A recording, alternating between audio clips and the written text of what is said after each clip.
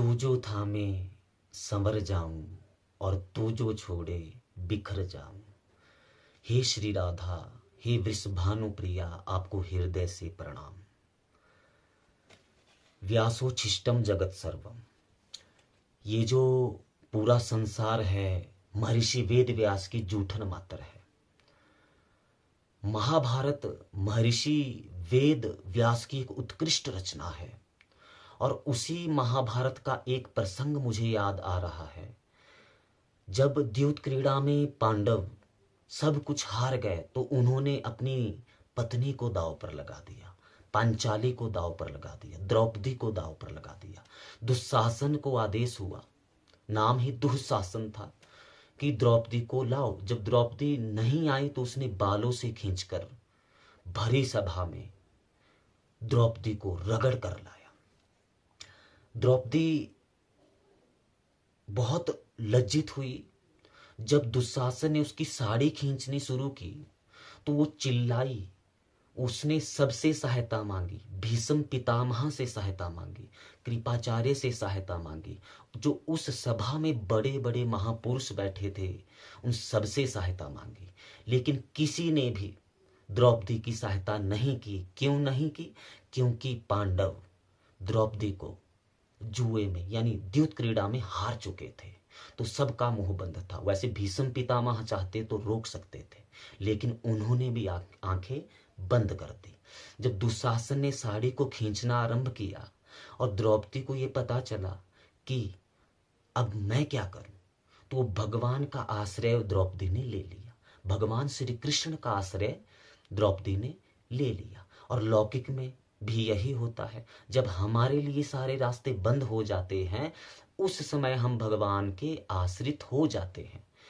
तभी तो एक दोहा मुझे याद आ रहा है कि दुख में सुमिरन सब करे, सुख में करे ना कोई, जो सुख में सुमिरन करे तो दुख काहे को हुए। वैसे दुख में ही भगवान को प्राप्त करने का अवसर होता है। जैसे द्रौपदी दुख में थी, हालांकि वहां पर पांडव भी विराजमान थे, तो द्रौपदी ने आंखें बंद करके जब दुशासन साड़ी खींच रहा था तो सारी बिच नारी है कि नारी बिच सारी है, सारी है कि नारी है, नारी है कि सारी है। जब वह भगवान के आश्रित हो गई, जब भगवान कृष्ण का आश्रय उसने ले लिया, तो भगवान कृष्ण को जब उसने मन से बुलाया तो भगवान कृष्ण ने द्रौपदी की लाज बचाई। और द्रौपदी की लाज बचाने के बाद द्रौपदी ने बिल्कुल अपने आप को भगवान कृष्ण को समर्पित कर दिया। तो इस छोटी सी कथा से हमें क्या शिक्षा मिलती है?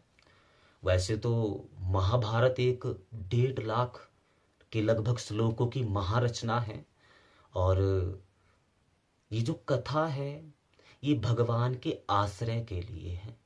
अर्थात जब हम भगवान का आश्रय ले लेते हैं तो भगवान हमारे साथ चलते हैं। और मुझे ऐसा लगता है कि जो हमारे जीवन में प्रतिकूलताएं आती हैं, दुख आते हैं, वो बहुत अच्छा अवसर होता है भगवान के नज़दीक जाने का। वैसे तो बार बार प्रयास करना चाहिए, बार बार प्रयास करना चाहिए, क्योंकि जन्मों जन्मों का मैला मन है। एकदम तो ये मन स्थिर नहीं हो सकता।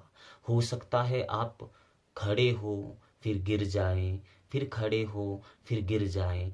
इसलिए मेरा ये मानना है कि जो दुख होता है उसे, जो जीवन की प्रतिकूलता होती है उसे भगवान का प्रसाद समझकर ग्रहण करें, कोशिश करें। है बड़ा कठिन कार्य, लेकिन कोशिश की जा सकती है। और वैसे भी मनुष्य को चाहे मरते वक्त ही, मृत्यु के समय ही, मृत्यु सैया पर ही भगवान के आश्रित होना पड़े, लेकिन अगर यदि मनुष्य जीते जी आरंभ में, बाल्यावस्था में, जवानी में ही भगवान का आश्रय ले ले तो मनुष्य को कोई आने वाले समय में मुझे नहीं लगता कि कोई समस्या हो। समस्याएं तो आती जाती रहती है, कहने का अभिप्राय वही है। मैंने पहले भी कहा कि भगवान का प्रसाद समझे। जैसे द्रौपदी ने स्वयं को भगवान के सरेंडर कर दिया और भगवान का आश्रय ले लिया, तो भगवान ने आकर द्रौपदी की इज्जत बचाई।